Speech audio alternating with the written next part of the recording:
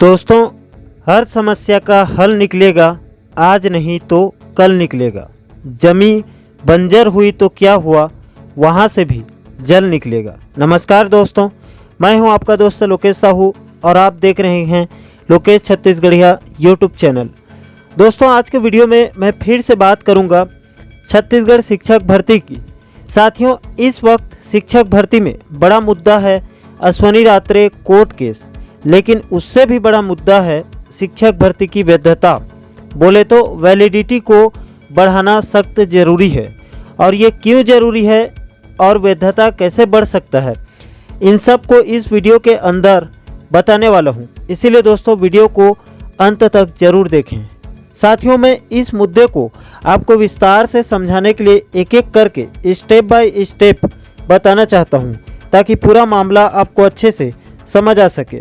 दोस्तों, सबसे पहले आप इस बात को समझें कि छत्तीसगढ़ शिक्षक भर्ती की व्यापम द्वारा परीक्षा परिणाम 21/11/2019 को, मतलब 21 नवंबर 2019 को जारी की गई थी, और नियम के मुताबिक परीक्षा परिणाम जारी होने की तिथि यानी कि 21 नवंबर 2019 से लेकर एक वर्ष के अंदर, यानी कि 21 नवंबर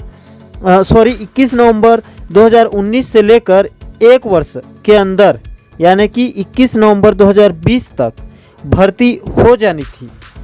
लेकिन इसी बीच कोरोना महामारी और विभाग के कछुआ चाल की वजह से शिक्षक भर्ती 21 नवंबर 2020 तक पूरा नहीं हो पाया।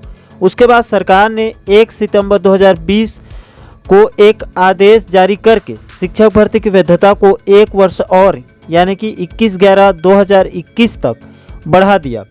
आप 1 सितंबर 2020 के आदेश कॉपी को देख सकते हैं।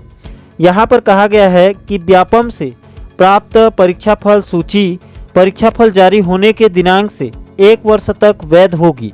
उसके नीचे यहाँ पर स्पष्ट रूप से निर्देश दिया गया है कि कोरोना महामारी से उत्पन्न स्थिति के कारण वर्तमान में भर्ती की कार्यवाही पूर्ण नहीं हो सकी है। इसलिए इस विशेष परिस्थिति को ध्यान में रखते हुए राज्य शासन एतद द्वारा व्यापम से प्राप्त परीक्षाफल सूची की वैधता में एक वर्ष की वृद्धि करता है। दोस्तों, इस आदेश के बाद शिक्षक भर्ती की वैधता एक वर्ष तक और, यानी कि 21 नवंबर 2021 तक बढ़ा दी गई। लेकिन दोस्तों, मज़े की बात यह है कि बहुत जल्द 21 नवंबर 2021 आने वाली है, और शिक्षक भर्ती में अभी भी लगभग 8000 पद नियुक्ति के लिए बचे हुए हैं। तो ऐसे में सबसे बड़ा सवाल उठ रहा है कि क्या वाकई में 21 नवंबर 2021 के बाद शिक्षक भर्ती की वैधता समाप्त हो जाएगी और भर्ती प्रक्रिया स्वतः रद्द हो जाएगी। दोस्तों, इसके लिए आप सबसे पहले शिक्षक भर्ती के विज्ञापन के भर्ती नियम को देखिए। यहाँ पर शिक्षक भर्ती की वैधता को लेकर स्पष्ट जानकारी दी गई है। यहाँ पर चयन सूची में 3 नियम बनाए गए हैं। पहला नियम कहता है कि नियोक्ता द्वारा जारी चयन सूची जारी दिनांक से 6 माह के लिए वैध होगी।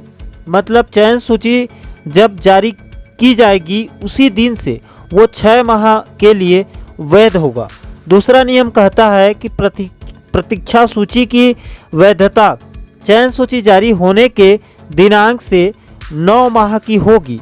मतलब दोस्तों, चयन सूची की वैधता तो 6 महीने के लिए होगी, लेकिन प्रतीक्षा चयन सूची मतलब वेटिंग लिस्ट की वैधता में 3 माह का अतिरिक्त समय और रहेगा। यानी कि चयन सूची की वैधता तो 6 महीने तक होगी, लेकिन प्रतीक्षा चयन सूची की वैधता में 3 माह और बढ़ाकर 9 माह तक के लिए वैध माना जाएगा।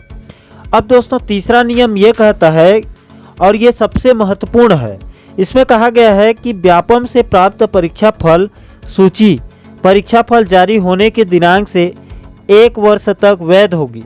और दोस्तों, यही वो नियम है जिसने सभी अभ्यर्थियों की परेशानी बढ़ा दी है।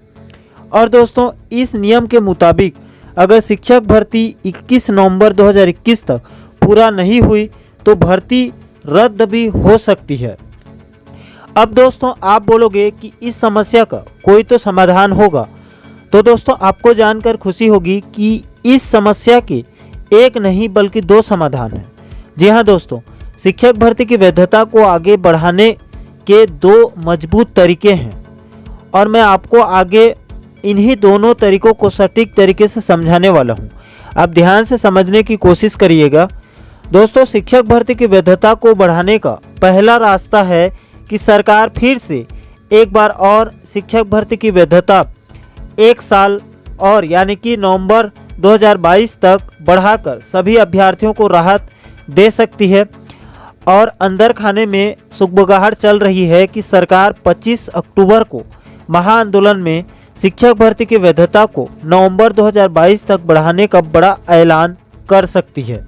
अगर दोस्तों चलो 1 मिनट के लिए मान भी लेते हैं कि सरकार शिक्षक भर्ती की वैधता को मान लो 1 साल के लिए नहीं बढ़ाती है, तब क्या होगा? तो दोस्तों उसके लिए भी दूसरा रास्ता है जो थोड़ा सा पेचीदा है। तो साथियों, उस स्थिति में दूसरा रास्ता ये है कि दोस्तों चूंकि राजपत्र के पृष्ठ क्रमांक 158, 11 के कंडिका 15 के उप कंडिका 3 एवं पृष्ठ क्रमांक 158, 12 के कंडिका 16 में ये बात स्पष्ट तौर पर लिखित है कि प्रत्येक प्रवर्ग से 25% प्रतीक्षा सूची मतलब वेटिंग लिस्ट जारी की जाएगी, जो आगामी 1 वर्ष तक होने वाली अलग अलग प्रकार से पद के रिक्तियों में भी भर्ती हो सकेगी, जिसको विभाग द्वारा फॉलो नहीं किया गया है।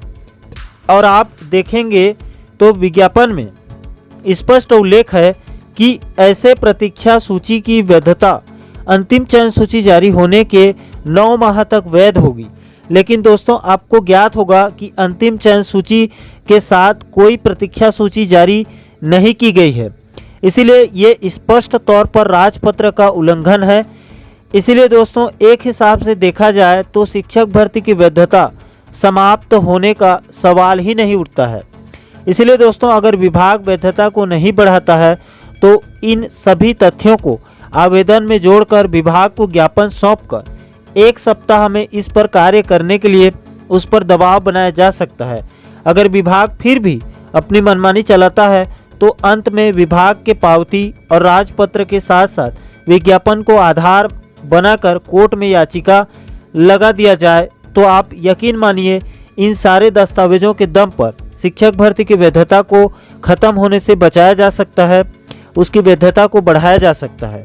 दोस्तों हालांकि दूसरा जो तरीका है वो थोड़ा सा पेचीदा और लंबा प्रक्रिया है, इससे भर्ती प्रक्रिया और लंबा खींच सकती है।